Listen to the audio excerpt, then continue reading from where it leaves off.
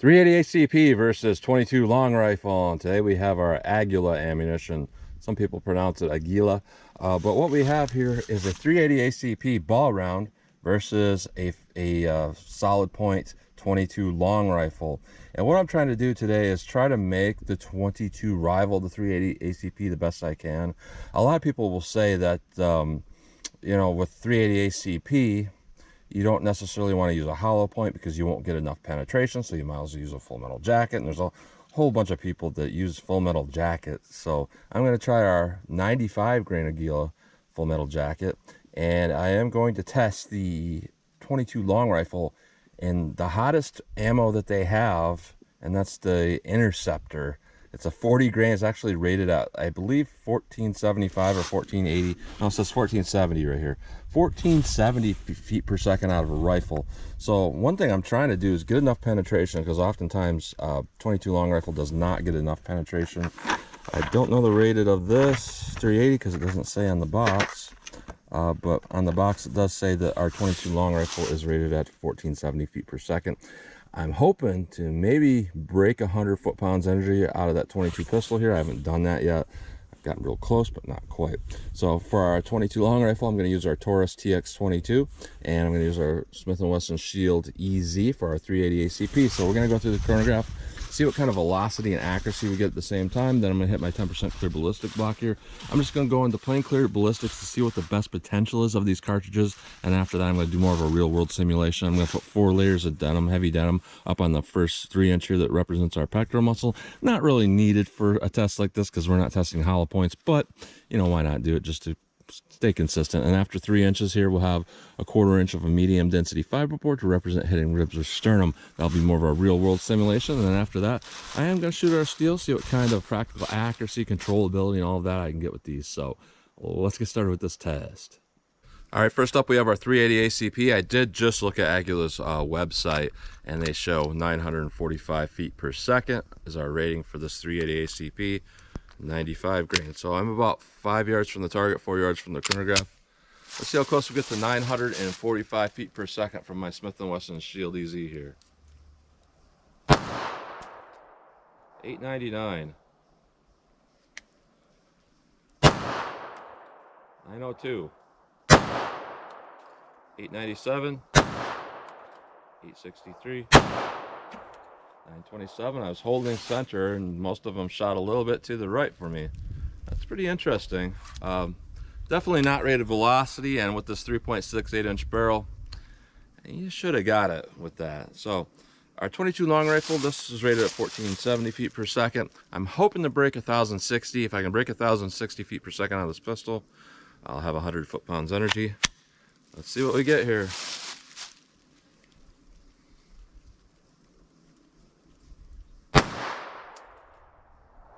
I don't think that was a read.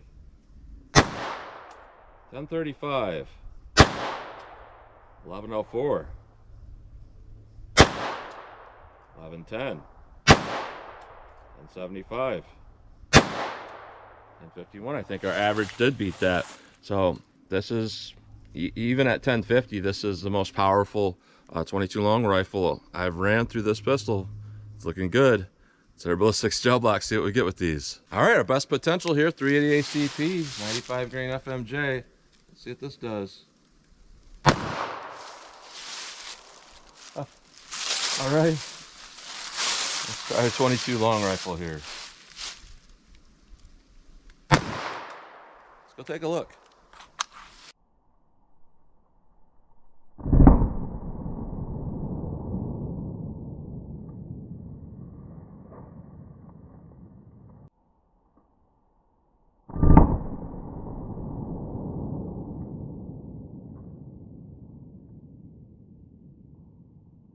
All right, so honestly, that's some pretty far penetration with our .380 ACP. We definitely have a whole bunch of tumbling damage there.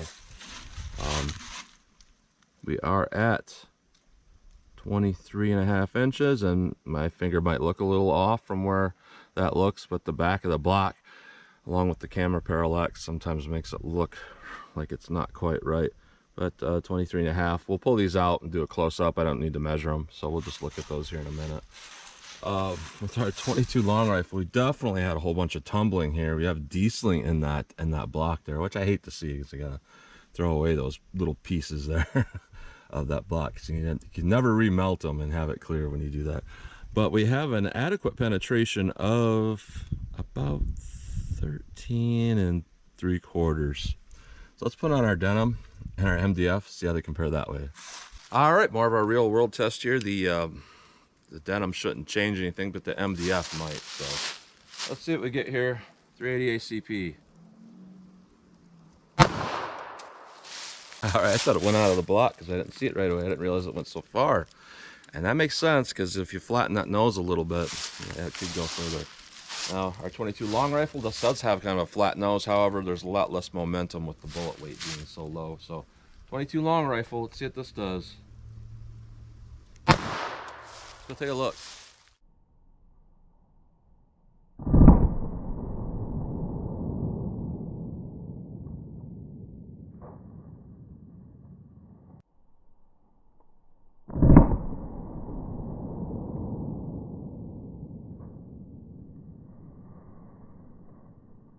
All right, so that's kind of surprising in some regard, but kind of not. You know, we have more resistance with that MDF in there, which you would think would make it penetrate less, but you know, here's our impact 380 22 long rifle. But what's happening here, I can definitely see it with the 22 long rifle that we have nose flattening, and when what that does is, you know, you'll see tumbling right here with the gel shot with the medium density fiberboard. There's not tumbling because the bullet nose flattened square flush, and then it made it go straight without tumbling.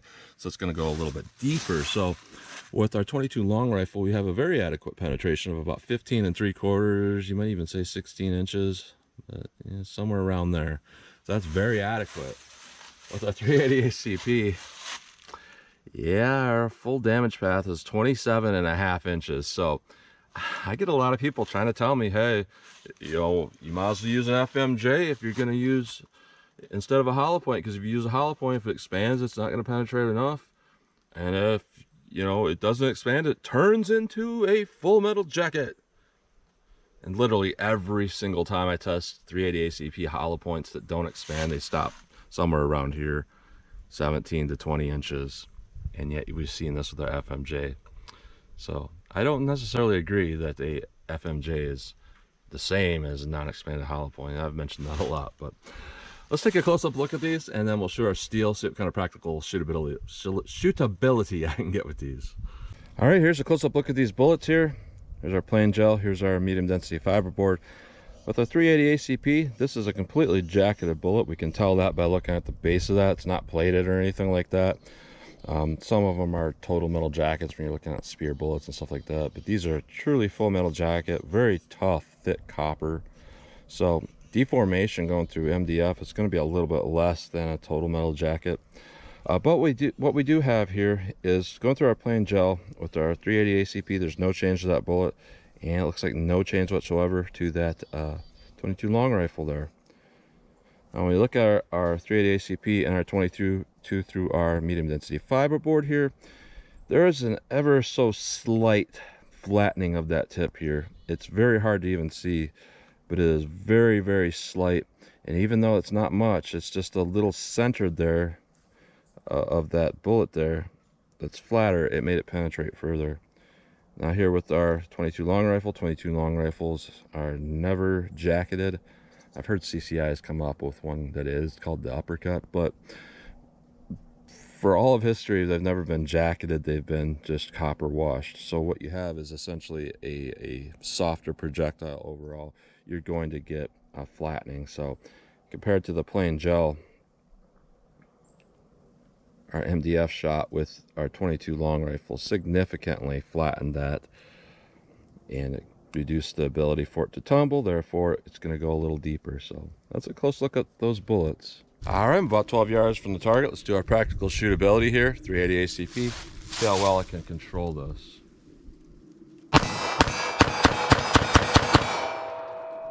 All right. You know, not hard really.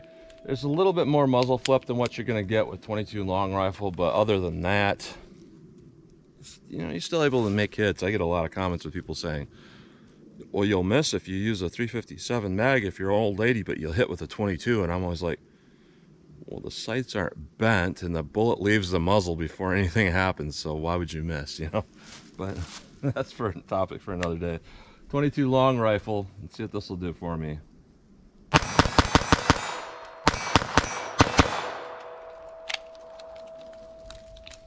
A double feed there. That's not good. They're flat point.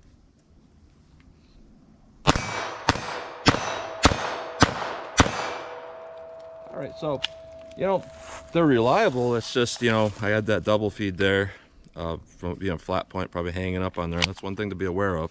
Yeah, that flat point there, that's what made it penetrate better. But, yeah, I guess that could happen. Let me back it up a little bit.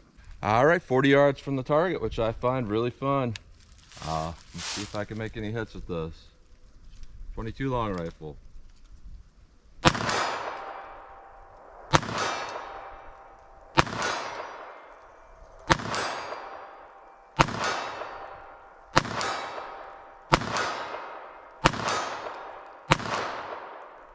Huh, I don't know where that last one went. 380 ACP. See what this does.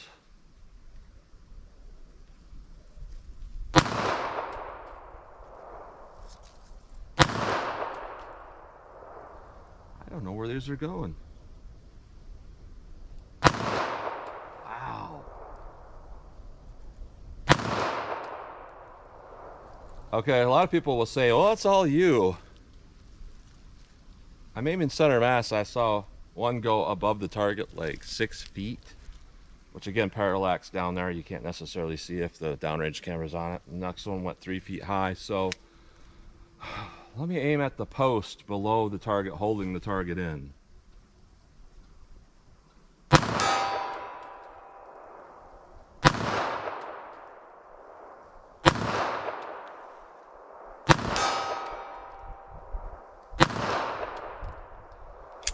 All right, I didn't see anything very consistent there. Back up a little more for some fun. All right, 75 yards from the target. I always enjoy seeing kind of the extreme limitations of a certain cartridge. That's another thing I've seen. I've seen this very consistently here. With 380 ACP, I've taken a lot of different hollow points and I've shot at, you know, 25, 40, 50, 75 yards. Hit very consistently. Once I moved to a full metal jacket, I cannot hit anything at distance, and part of that's because a lot of the bullet weight is in the rear of the bullet when you're talking a hollow point, so the way it spins is a little more consistent. When you have basically a full metal jacket, it becomes basically like a badminton, and you sometimes, once you get to a certain point, that round will just, it'll just go wherever it wants to go. And if you don't have a lot of mass, you know, like 45 ACP will do okay at distance, but when you start getting down low on mass, sometimes it's more difficult to hit. So 380 ACP, I'm gonna aim center mass, see where these hit.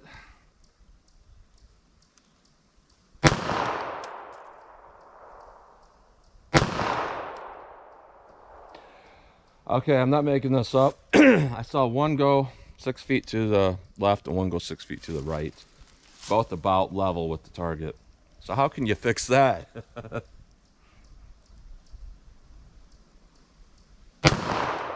Right above it. 6 feet to the right. Above it, about 4 feet. Above the target, about 10 feet. Don't know. To the right's about 8 feet. People that have never watched any of my other videos will sit here giggling. People that know me are going to be like, I believe you. So, 22 long rifle here. Let's see if I can make any hits with this. I think I'll aim about here on the silhouette.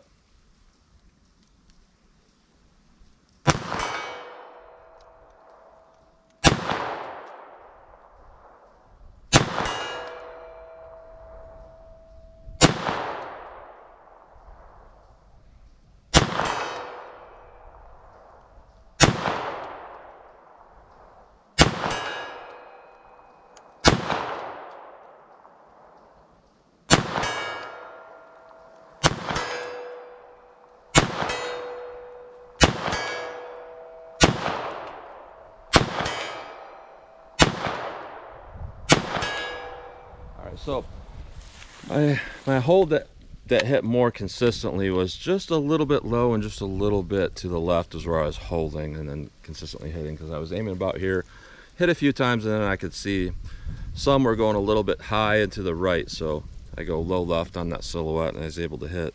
And last round there had a one of those guys stuck case in there. But I'm gonna say this ammo is very reliable, very consistent, and very powerful. And there was some inconsistencies there with our velocity, but it was very powerful. I didn't have any duds.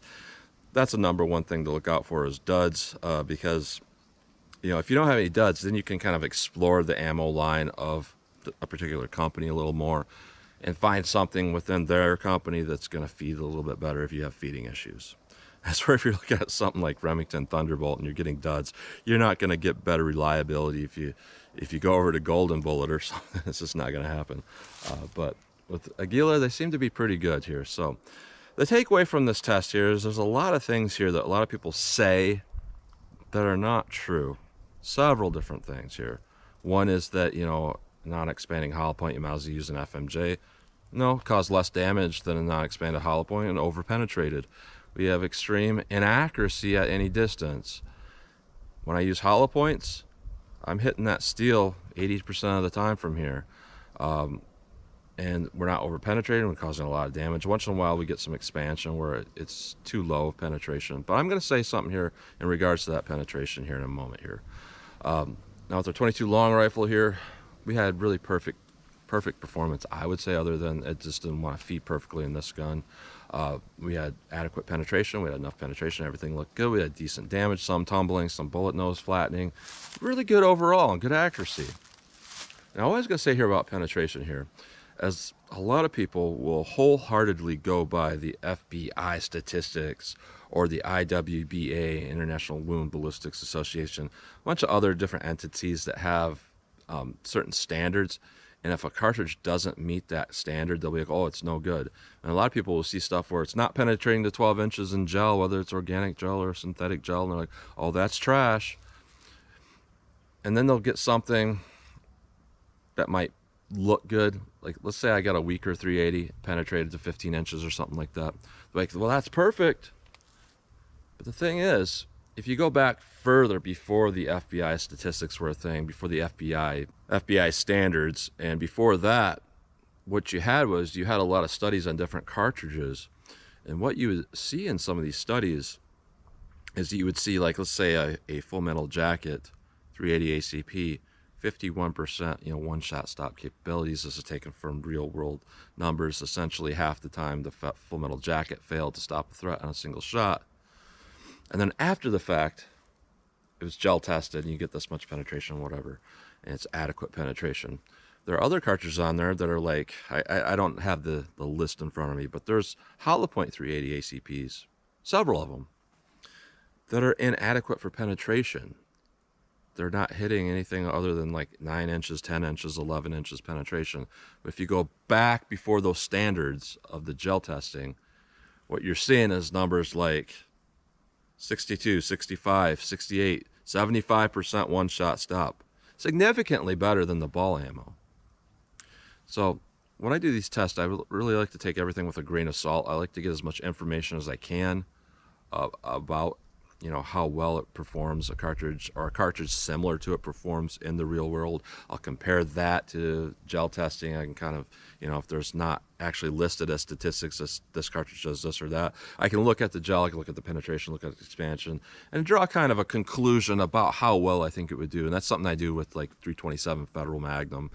Like I look at it, I compare it to 9mm. It gets about the same expansion overall, even though it started smaller. It gets about the same penetration, but the energy dump is a little bit quicker in the gel, and the velocity and energy is a little bit higher. Therefore, I will conclude it's about as good as 9mm, but a little better, stuff like that. So looking at these here, I'm going to say, even though our Full Metal Jacket is bad, I would say, it's still going to have more stopping power than this, or I should say this, our 22 long rifle. Our 22 long rifle, no matter how you slice it up, it's likely if you had to take, let's say, a single shot for self-defense, it's very likely that it's not going to stop a threat. It's probably more than 2/3. It's not going to stop a threat. A lot of people say, well, I got a lot of rounds, I'll just keep shooting. But people don't understand that doesn't add up. It doesn't, if you have 20% one-shot stop and you fire 5 shots, that's not 100%. That's 20% every time. The lethality adds up, yeah, but the shock effect to stop a threat does not increase with more shots. So you really want to have a cartridge that's adequate from the beginning. Not to say this is worthless here.